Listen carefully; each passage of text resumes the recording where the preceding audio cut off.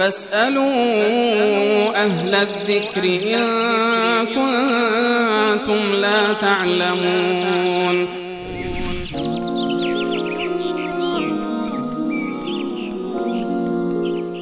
و بیننده در رابطه با شب قدر و رکعات و نمازی که در شب قدر خونده میشه پرسیدن که چند رکعت باید در شب قدر خوند و در هر رکعتی چند مرتبه سوره قدر رو خوند؟ ما نمازی به عنوان نماز شب قدر نداریم. درست. این من به خدمت بینندگان عزیز و ارجمند این نکته رو توضیح بدم که نمازی که به عنوان نماز شب قدر باشه در هیچ یکی از روایات رسول الله وجود نداره. درست.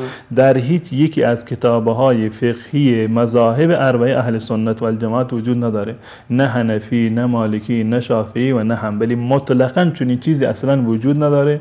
اگر در برخی از مناطق چنین تبلیغاتی شده این واقعا بدعتی هست، ناجایز و ناروا هست. نمازی که در مخصوص شب قدر باشه و کیفیت مخصوصی رو داشته باشه که چند مرتبه سوره فاتحه رو بخونید، چند مرتبه سوره قدر رو بخونید، چون این نمازی مطلقاً وجود نداره و هر کسی که چون این نمازی رو هم بخونه در واقع مرتکب یک کار بدعت و نوآفرینی در دین شده که حرام و ناجایز هست.